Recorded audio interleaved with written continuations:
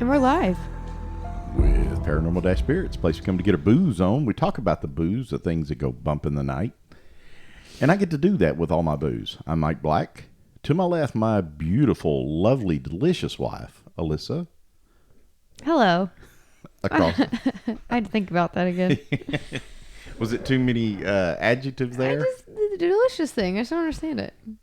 I could just call you Alicious instead. Delicious. There you are. Yeah. Like it. Yeah. I coined that one. John, I was He just did. about to give you credit across the table for me. The lovely and talented John Burkett, who comes up with the combined, conjoined words. Yeah, that's my. That's just your superpower. My special talent is that's your combined superpower. words. Yeah, And I've before not been able to monetize that. There's no fiduciary benefit, but. Before we go any further, I need to publicly apologize because you told me that we did an episode on dogmen, and I vehemently Shot you down. Well, maybe not that bad, disagreed with you about doing that. And then when I was going through the files today, I looked and I see where we actually had recorded it. I just never uploaded it to YouTube. So that one's coming. It's going to be in there. It's already edited. It's ready to go up to YouTube. I just hadn't done it. I knew I didn't dream all that. You did not dream it. It was my fault. And tonight we have... You had me questioning myself if I was crazy. Well, I had thought we've recorded this. I know this is a thing. I completely forgot. But we got a story tonight for you. And it is a spooky one from way back. But before we do that, let's tell you about all the places you can come to see us. If you go to YouTube, if you're listening on the podcast and you go to YouTube, you can find us at 3B Paranormal Spirits. I like that. 3B Paranormal Spirits. Good job. Spurts. Thanks. I appreciate that. Spurts. If you go to X, or you go to Instagram, or you go to TikTok, you can find us at paranormal_spirits, and I'm going to put it right there for you so you can find it. And the dash is spelled out on that one. If you go to Facebook, you can join our Facebook group and get notifications and that kind of stuff through Facebook. And that is Booze with Benefits. And I'll put a picture up here, so you're probably looking at that right now. And then if you go to our website, we have a website. It's paranormal-spirits.com. And the dash isn't spelled out on that one. It's a, as John pointed out, that's a hyphen. So a dash spirits, paranormal-spirits.com. And if you go there, that's a landing page. You can get to all of our multimedia out there. You can also get to our little boutique that we have. That's Boozy's Boutique. And you can pick up boozy cups and boozy dad caps and boozy trucker caps and racerback tees and plain tees with funny sayings on it and all kinds of good stuff like that. So tonight we have a special drink with us tonight, and we're going to start off like we do every night that we record. We're going to have a little booze, BOOZE. And tonight we are drinking Ardbeg 10. John? Is Ardbeg Isla single malt Scotch whiskey? 10 is their kind of base juice, their standard juice. We had that Wee Beastie, a couple weeks ago. So is that sub-base or? No, it's just a young one. Oh, okay. Because it was really good. Yeah, this is going to be a little more mellow, a little more tame. They make good stuff. It's one of the. Well, there are no bad distilleries on Isla, but yeah, this is. So I'm really anxious for this one because their peat's different than what you'd get in Lafroig. I noticed that this does not have that oceany taste. This is more of a barbecue grill. I noticed that on the Wee Beastie. Meaty barbecue grill. Well, it does. It's kind of got that smoky. Yeah, like brisket burn ends. Yeah, it's savory. It's very meaty. So let's try it. Salancha?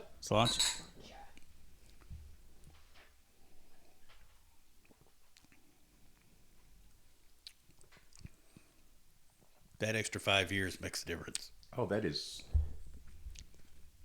that is so much more tame than that wee beastie. That the barreling on that, you can tell that 5 years really does a difference, because that wee beastie, I really enjoyed it. I liked it. Ooh, it's rough though. That Really, I super like. peaty. I didn't mind it. I really didn't. What do you think, babe? What? I like it. Yeah, I do too. I like it. It's And it's 90. But it's a high ABV. 92 proof. 92. Yeah, well, not high. I mean, Yeah, it's. high for Scotch. I like it. What do you think about the? Is it? I find it less peaty than that wee beastie was, though. Yeah. Yeah, I think so. That wee beastie was just so high ABV that you're just... Well, it's the same. It's the Same same. juice. You just probably feel it more because of the less barreling, We'll get less a time in the bottle barrel. of their Corvette that's like 114 proof. I guess the wee beastie is more peaty, but I didn't even think it was that much of a peat bomb, honestly. The On wee the wee beastie. beastie? I did not think it was. Oh, I did. I agree. I agree with John on that. This is a lot more mellow. This is much more mellow. 5 I'm years. not makes a difference. doubting it's more mellow. Yeah, It's just... I think so. It is tasty. I like it. Okay. Isla like it. Isla like it? Yeah. Isla. Like Isla? Isla. I got it. I see what you did there. There was a play on the Isla Scotch. Yeah. Okay. Okay. You guys ready to roll? Ready to roll. So I'm going to make sure that I get nice close-ups on your face when I tell you what we're going to talk about tonight, because I didn't really give you much of a Yeah, I hint. don't even know. Okay. Not a clue. We are going to talk about the real story behind The Exorcist. No, we're not. Yeah, we are. No, we're We not. for real are. The cameras are I'm rolling and everything. waiting for this light to go out. I know, right? Or we're recording. We are recording. So Audio's far. good. Cameras are good. So the story behind this is we tried to record this 3 different times. And each time we had some type of technical failure, like a camera would go out, or the audio didn't get recorded, or something like that. So we decided that this must be cursed. Well, I'm breaking that curse tonight. Tonight we are doing the real story behind The Exorcist. We're going to talk about Roland Doe. So when this light goes out on this camera, not that's gonna what go- happened last time. It was this I one. know. It's not going to happen. We're going to make it all the way through. You ready? Here we go. You don't trust me. Nope. You think something's going to fail, but it's not. We're going to make it all the way through. Oh, this is the P-Man. Hmm? The P-Man. Man. Oh, I know. You get to say the P I word. get to say Pazuzu. Okay. Pazuzu. Because John realizes or Protector decided of pregnant women. Pazuzu was a bad demon. He was a bad demon. Well, He was a bad demon. He did bad things. demons in However, I will grant part you of the world. I will grant you when we get to that part of the story, we'll talk about it. But I'll concede on some of that anyway. So in 1949, little Roland Doe, not his real name, would break free from the bonds that he had been tied to his bed with by a Roman Catholic priest for the purpose of an exorcism. When he broke free from the bonds, he ripped the mattress open, ripped out one of the springs, and sliced the priest across the arm, ending the exorcism that was underway. God bless America. You know I'm going to have to cut that because this is like, I can't do that. No. It was a Boston Globe story. It broke all over the world. It's not. I agree. I know, but we can't do that. No. Okay. No. Anyway, moving on. Roland was born in 1935 to a Lutheran German family. His only child, and his favorite playmate was his aunt. Great Aunt Harriet would play with Roland for hours on end, and their favorite game to play together? The Ouija board. The what? The Ouija board. That's right, the Ouija board. Ouija board. So if you don't know what an Ouija board is, and then you accidentally stumbled onto this podcast, and the Ouija board was, and now I'm saying Still that. is. Ouija. No. Now I'm saying Ouija, like old Zach Bagans. Mm-hmm. The Ouija board was created in 1890 by Parker Brothers, and it was actually eventually sold to Hasbro. And you can still go to Walmart now and go buy one. Don't. You can go to Walmart and buy one. It's over there in all the other games like Candyland and There's stuff a lot like of things that we can do, but we don't. So, Just because you can doesn't mean you should. That never means it's a good idea. So it's over there with all the other games. You can buy that for your kid just like you do. Don't do it. No, but I wouldn't suggest doing You've that. I watched really enough wouldn't. of these podcasts. You don't want your kid playing with it. Run. And you know that Run away. we are really anti Ouija board. Run we away. Truly are. So it used to be called, among other things, a spirit board or a talking board. I always assumed that the Ouija board came from like Europe or something, like with the gypsies or the what is it, Romani? Romani. Why do I sound Italian when I say that? But Because Rome is in Italy and Romani. do they come from? No. Okay. No. Okay. So the first ones mentioned in history are from 1100 AD in China. This was known as Fuji or planchette writing, and it was obviously used for necromancy. Now, back to Aunt Harriet and her Ouija boarding. Aunt Harriet was a spiritualist. She bought into that movement, and she was a sweet old conjuring professed spiritualist. So Aunt Harriet passes away in 1949. At this point, Roland had lost his best playmate, and so he didn't have Aunt Harriet there with him. So what did he do? He started playing with the Ouija board by himself. And it wasn't long until the effects were experienced by the whole family. Mostly Roland, but all of the family experienced at least some of this, and they began to hear these creepy, abnormal things in the house. There would be things would rattle, glasses would rattle on the cabinet, pictures would rattle on the walls. There were scratching sounds on the walls, like, yeah, that's creepy. Rats on the wall. Yeah. Growls, other strange noises, and objects would fly around the house, unassisted by anyone. So this didn't take long before the parents are completely at their wits' end, and they consulted doctors, psychiatrists. Nobody could help them. So finally, they consult their pastor. Now, they are a Lutheran German family, so they have a Lutheran church they go to, and the pastor is named Luther Vandross. No, Miles Schultz. That's about as German as he is. Yeah, Luther Miles Schultz took a look at the boy, and he says, "Hey, I know nothing. I can't do anything." Yeah, Schultz, I get it. I see what you did there, Hogan. So he said, he walks in and takes a look at the kid, and he goes, "Hey, Lutherans, we don't do exorcisms. This boy obviously needs an exorcism. He got the demons." And he says, maybe you should contact the Jesuits. Maybe they can help. That's interesting, because the Lutherans, that was what broke away from the Catholic Church. And then they're referring people back to the Catholic Church. When it comes to demons, they are. Well, they broke away maybe because the Catholics believed in demons and apparently this guy exorcisms and stuff like that. Oh, yeah. And he said, this boy's got a demon. You need to take him to the Catholics because they do exorcisms. Man, that is really good scotch. Yep. It's been a while since I've had just plain old Ardbeg. So the family, they seek out the assistance of the Catholic Church, and they talk to Father E. Albert Hughes.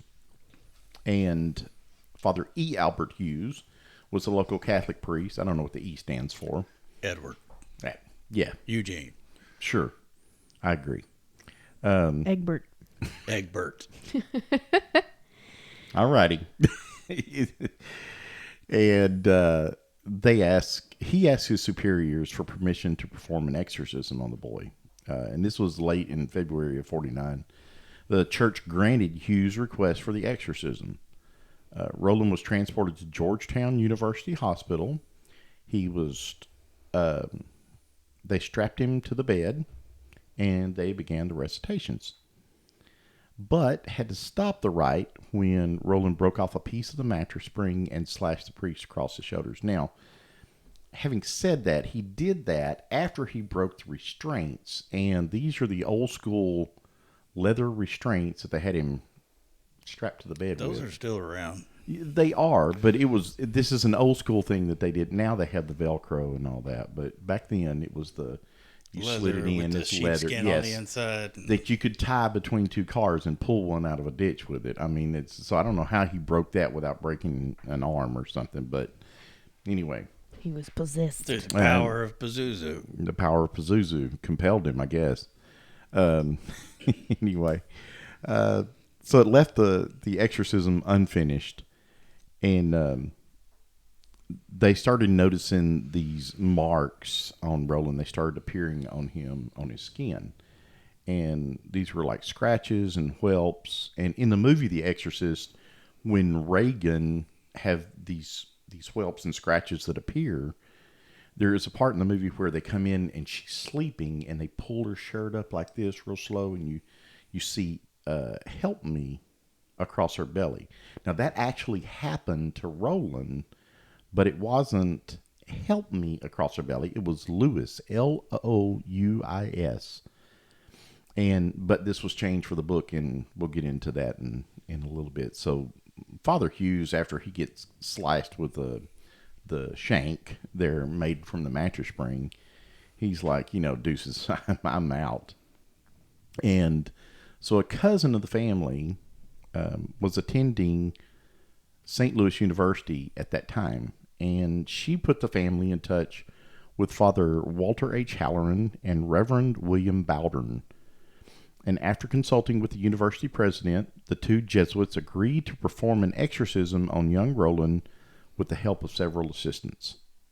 So I think it's interesting that he had Louis appear on his belly, and then he went to St. Louis for the exorcism. And it's almost like Pazuzu was guiding them to this priest.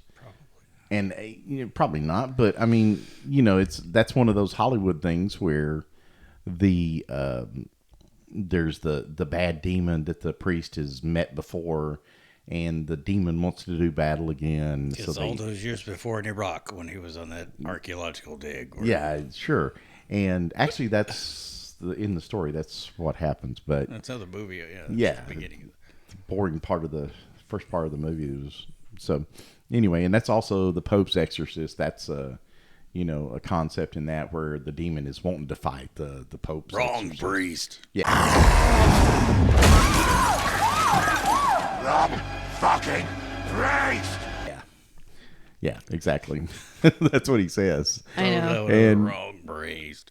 Yeah. So anyway, they go to St. Louis, and they meet with the family, and they decided that they had gotten the permission from the university, so they're going to exorcise this demon out of this boy, which was actually Zozo, not Pazuzu. Right. But he was erroneously maligned. Thank you. He was erroneously maligned by William Blatty. William H. Blatty. Yes. Totally did not bother to read and study. No, I wouldn't. I would beg to differ on that, because the dude's pretty studied up. I mean, we're not talking a dummy here. There's a reason why they find all those Pazuzu statues. Yeah. It's because everybody had one in their house to protect them. They'd hang it above the door. Right. So, because he was such a great guy. Just look his picture up. Matter of fact, I'm going to put a picture right here in front of Alyssa. I mean, so what throws you off? Is it the claws, or the dog face, or the huge snake? The snake dick? Penis. Yeah. Is it the snake penis that stands up? I think that throws the size of my sensibility of modern Western audiences off. That's what I think. I think if you were 3,000 years ago, 4,000 years ago in ancient Mesopotamia, that wouldn't throw you off. But you know, in the movie The Exorcist, there you can see when he's standing up there looking at that statue, you see its ginormous, huge snake penis. I just like saying snake penis. I'm gonna say I think you like that. I like saying it. I don't know why. I figured that you guys like that. I've never said it out loud before, but I enjoy saying it. It is literally a trouser snake. Literally. Oh my god. Except he's not wearing any trousers. Mm-mm. Not wearing any trousers. All right, back to the story. Enough about snake penises. So they decide they're going to exorcise this demon, and the men all gather at the residence of Roland Doe. And when they get there, and this is around March, April of 49, and they witness the scratchings on his body. The mattress and the bed are shaking violently. They put a quarter in. I Sure did. I doubt that was what they had, but and this is one of the same phenomenons that occurred in the movie The Exorcist during the original exorcism with Father Hughes. That happened too. So Halloran, who had made detailed documentation in his diary, recorded that Roland was calm and normal during the day, but at night, after settling in for bed, he would exhibit these strange behaviors, included screaming, wild outbursts, and Roland would also enter into a trance-like state and start speaking, and in a voice not his own, and a growling voice that they said there was no way that a kid could have done.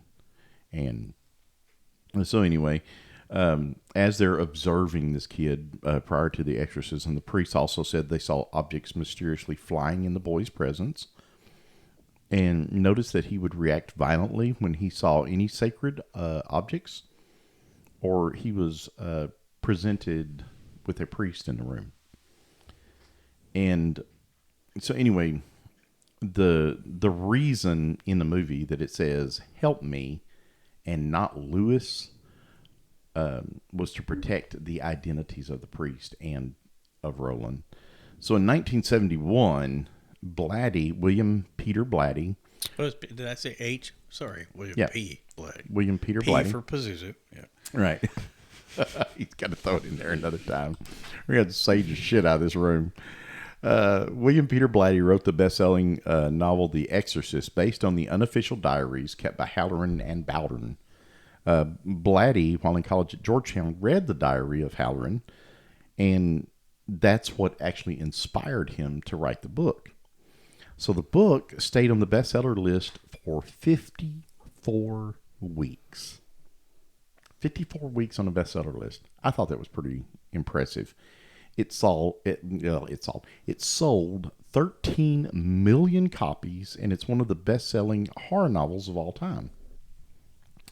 This also led to the hit movie being made in 1973, directed by William Friedkin, and it starred Linda Blair as Reagan, the possessed child. Now, they switched... Gender swap before it was cool. They gender swapped from a little boy to a little girl because they thought that it was scarier and more shock factor. Yeah, especially that one scene. You want me to go there? No. The shock factor of having a little girl instead of a little boy being possessed by this demon. Massive box office hit. According to Box Office Mojo, the movie grossed $443 million in its initial run. Off a budget of... it wasn't a lot. Couldn't have been that much, yeah. I forget. I looked it up at one point, and I forget what it was. But so this at the time, now, and I'm sure it's changed since, but at the time, in 1973-74, this would have been the highest grossing R-rated movie of all times to date in 1973-74. May still be with an R rating. That's a lot. I mean, so if you go by today's money, because we figured this out, it's in today's money, 2024 money, that $443 million becomes $2 billion. Good God. Oh, it's like an Avengers movie. Like an Avengers movie, for sure. $2 billion off an R-rated horror flick.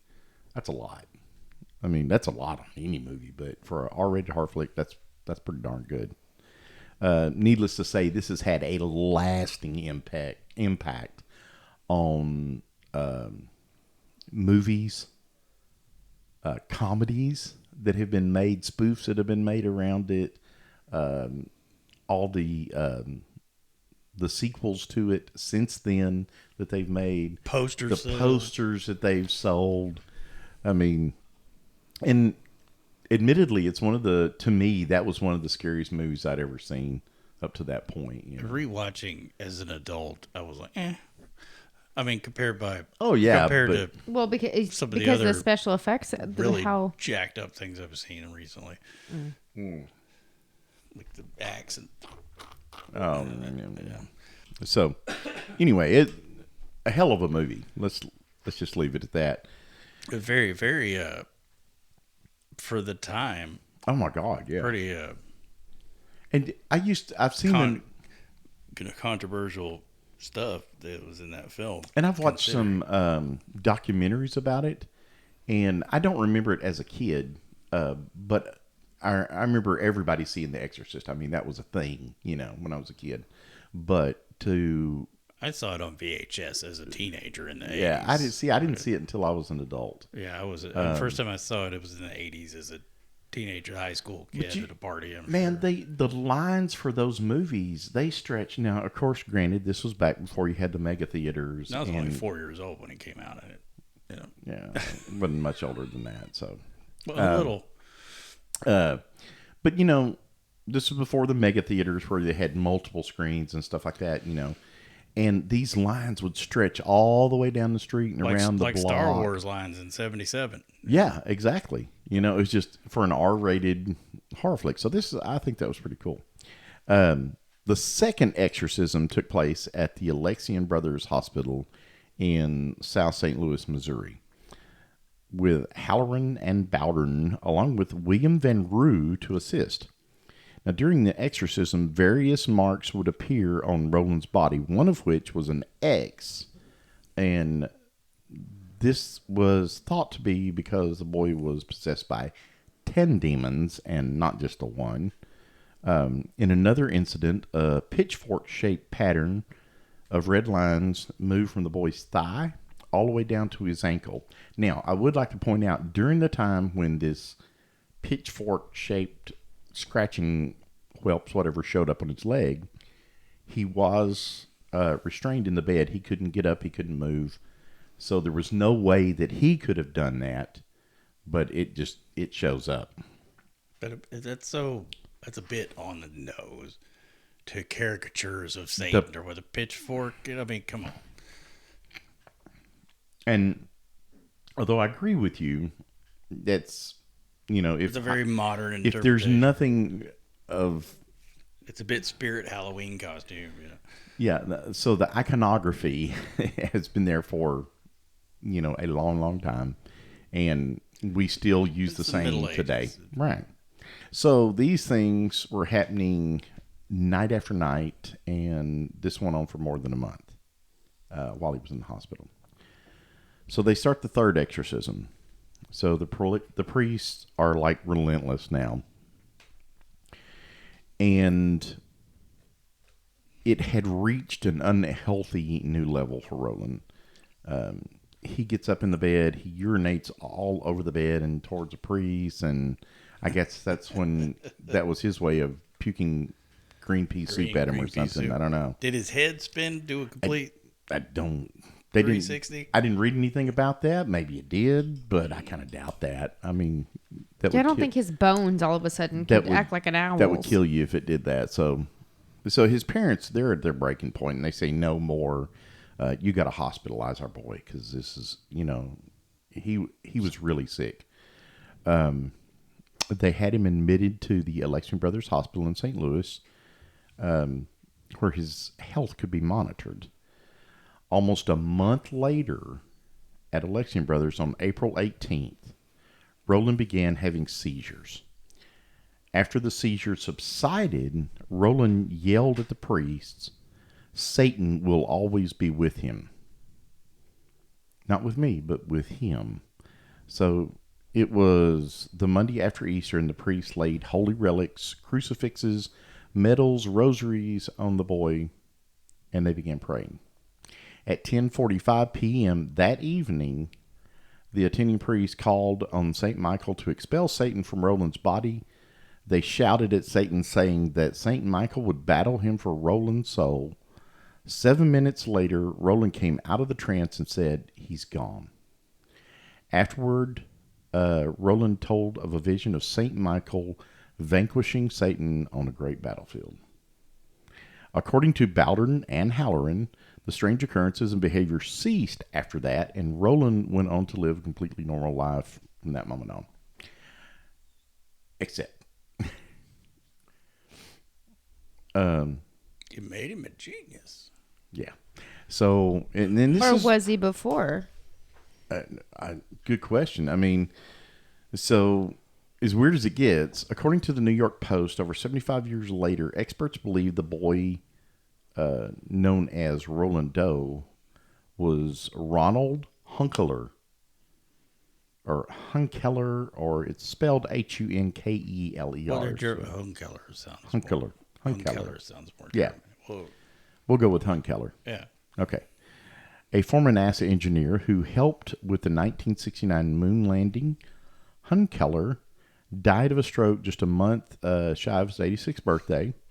In 2020, he passed away at his home in Marriottsville, Maryland. After the series of exorcisms that Hunkeler went through as a child, he actually had an incredibly successful career as an adult working for NASA and helped patent the technology to make the space shuttle panels that are resistant to extreme heat for some of the different missions. The ceramic panels, yeah. Yeah.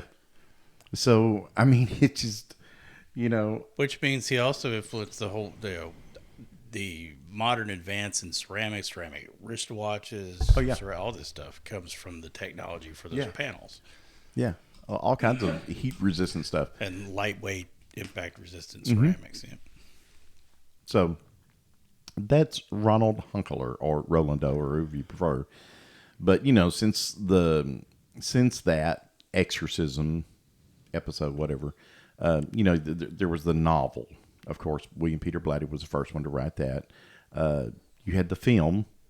3 films. Well, yeah. 4 now. The sequels, you mean? The sequels, and there's a prequel. Oh, okay. Yeah, you're right. There is. Mm-hmm. My favorite one about that story is not one from the Exorcist universe, but rather was a movie in, I think it was 2000, called Possessed. And it's the one that tells the actual Roland Doe story as opposed to the remade and reimagined Exorcist movie. In the real life exorcism, which priest was it that took the demon in and then dove out the window? No, that's only in the movie. Which one fell down the stairs and died? That's in the movie. Oh, see, so no priests were harmed in the making of this. No priests were harmed in the making of this movie. But by the same... Actually, I mean, he got cut by the coil of the mattress. It's not normal. I mean, he's, but that didn't happen in the movie. That's a different priest, too. I'm talking about in real life. Oh, in real life. He was saying you're right. no priest was harmed. I'm like, actually. No priests were killed in the making of the actual... Right. Correct. No. Of the history of The Exorcist, no. None of them. But I don't know. It's really fascinating. It's a great story, and it's obviously affected a lot of things.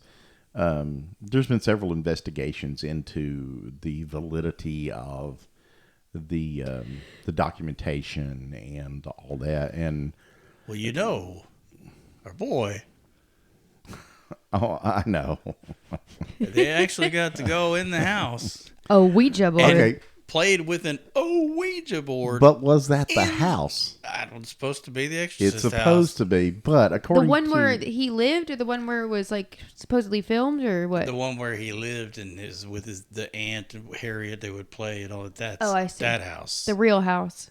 Yeah, but Mark Upsasnik, who had written a book about the story of the exorcism, said that no, he said that wasn't it. He said the exorcism did not take place at 3210 Bunker Hill Road in Mount Rainier, Maryland. There you go. So, well, he was never there. But he actually lived in Cottage Cottage City, Maryland. They actually met a local group and hooked up there. Sorry. And they're the ones that brought the damn Ouija board in there. And then they played with it on the bed in what was supposed to be Roland's room. Yeah. And then the SLX camera picked up a figure that was... God, everybody's beating their mics It's up me. tonight. I need to just continue to sit on my hands. Are you telling me that Sorry. Zach made a bullshit episode? No, I would never say. That is not the suggestion right now. I would never say that Not the because we'd get suggestion. canceled just like everybody else that ever speaks out about him. I wish that we were big enough to be on the radar. Oh, yeah, absolutely. I'm not even on his radar, so I don't care. I can say what I want. I mean, you can say we can make fun of all we Yeah, want. we actually... But I've seen every single episode of every single season Oh, I know. multiple times, so I don't... I know. What's it's that great. say? It's great. I watched the whole A-Team. So, Bum, ba-dum, bum, bum, yeah, exactly. And all of that's bullshit, too. But, I mean... Whoa.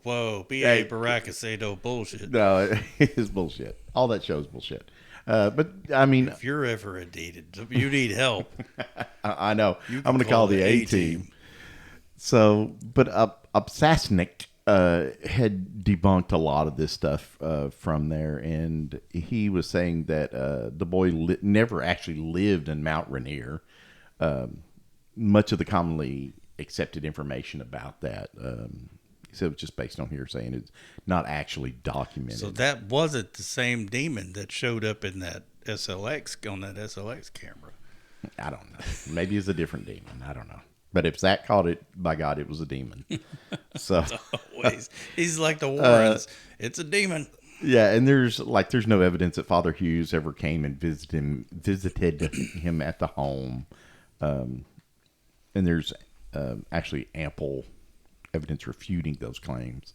So, but it makes for a great story, and it's spooky, you know. I mean, you've got to have some artistic liberty when you're making a film.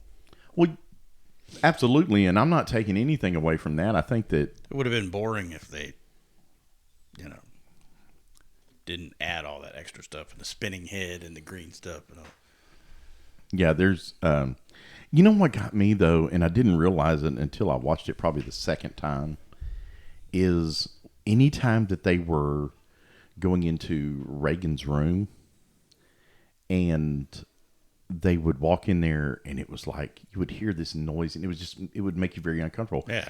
And I never realized it until the second time I watched it and I started dissecting everything.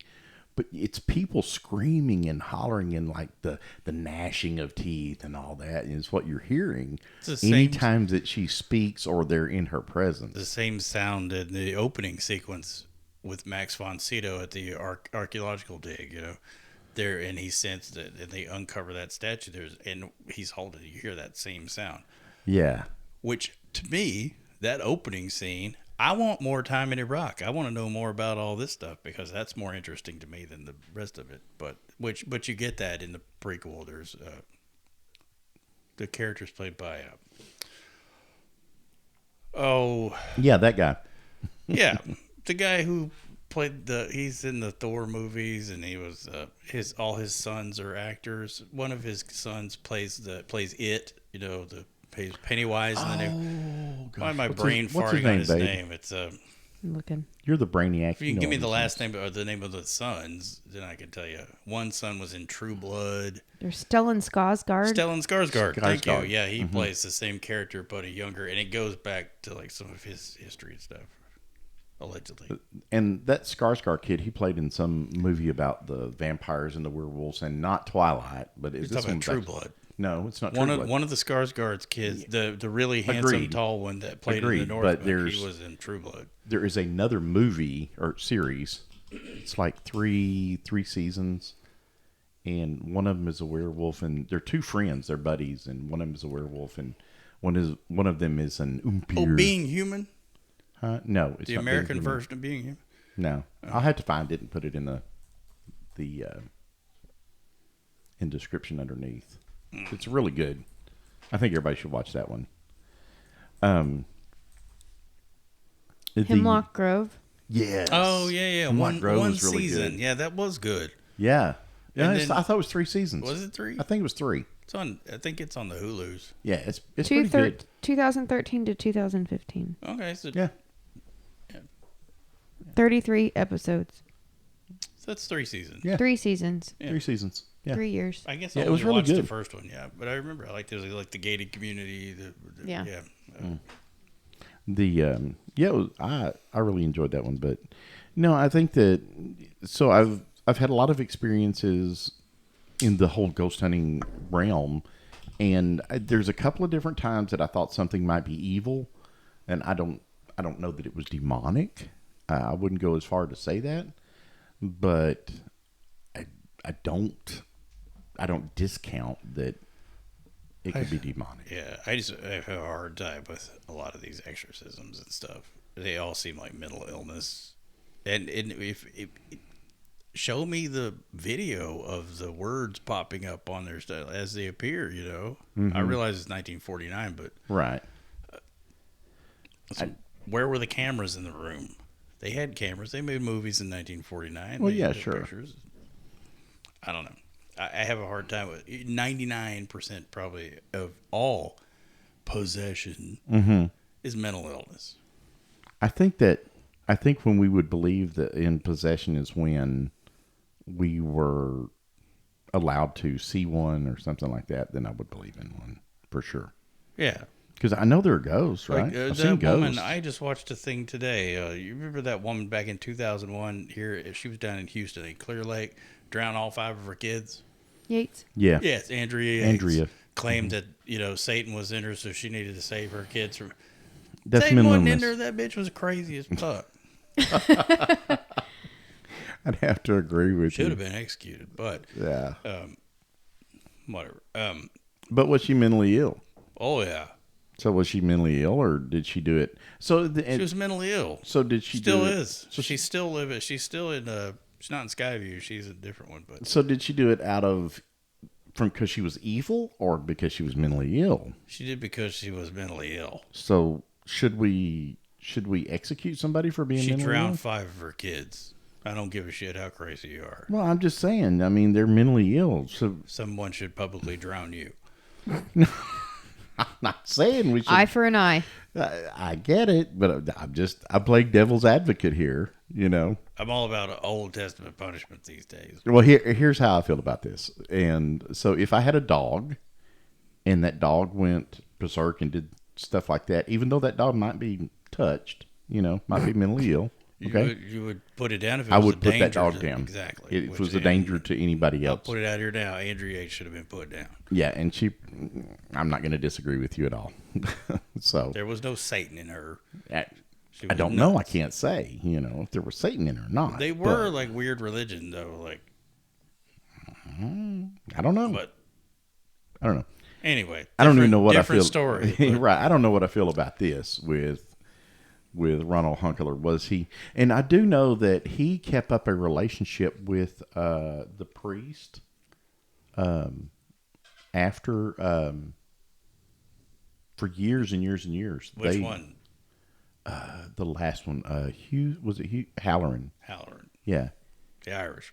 Yeah. He kept a relationship with him for years after that. He might have been a little touched to begin with because to be smart enough to do what he did as an adult, you've got to have a really high IQ, and a lot of times Okay. So that is and- accompanied by some mental and issues. as much as I agree with that, some of the things that they described, some of the things that Halloran described, levitation. Again, show me the footage. Well, I'm just going on what he said.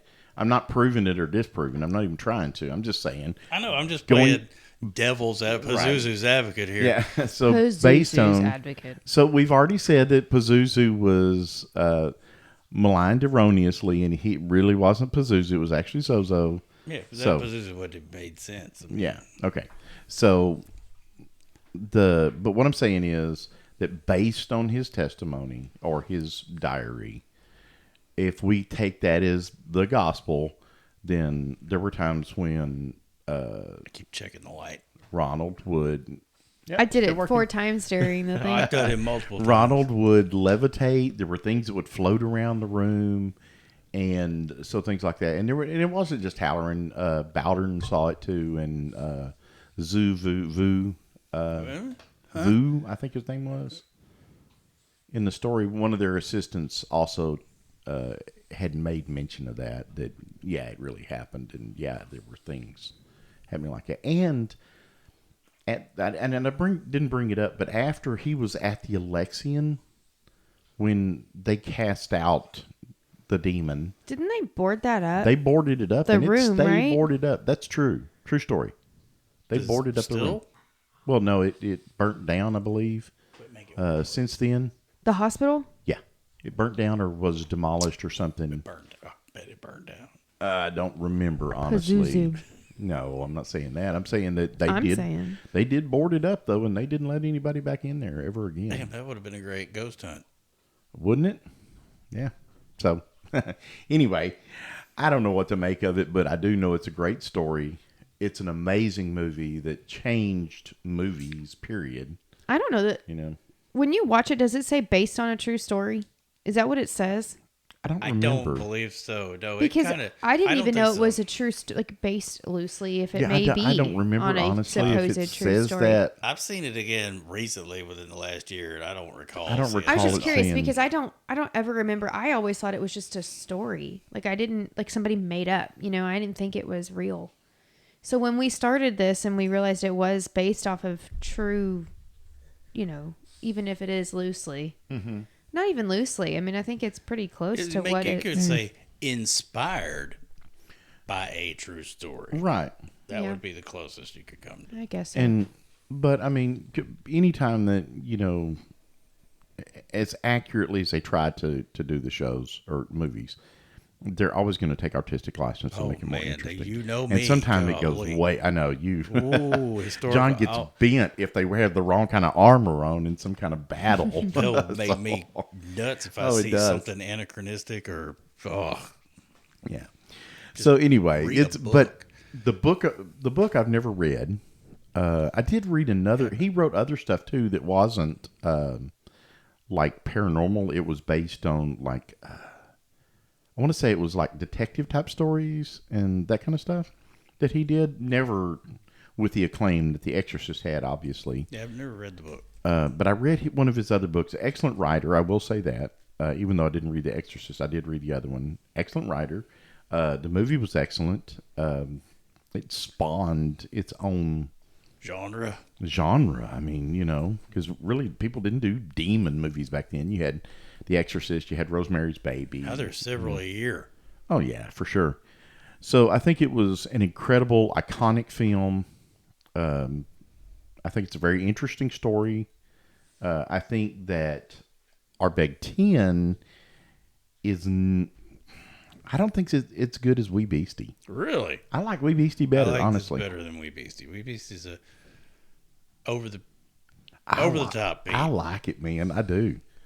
I like. I kind of think What do I you like think? the Wee Beastie better too. I do. I think I do. I think we're just like Pete. We like you've introduced us I to like Pete, Pete, and now we I'm- apparently we like the Pete bombs. I tell you what, I got about half bottle of Wee Beastie at home. I'll just come trade you out next week. I would trade you. Okay. What's the price point on that? What did I pay? It's probably about 55. It's not bad. 55, 60. 55, 53, Yeah, it's something like say that. 55. We'll throw a dart at 55. Yeah, 55 sounds good. Yeah. Reasonable. Yeah, Yeah. that's Very not bad reasonable for a good one, for a good peated. So- half a bottle of half of a Lagavulin. Yeah, exactly. All right, guys.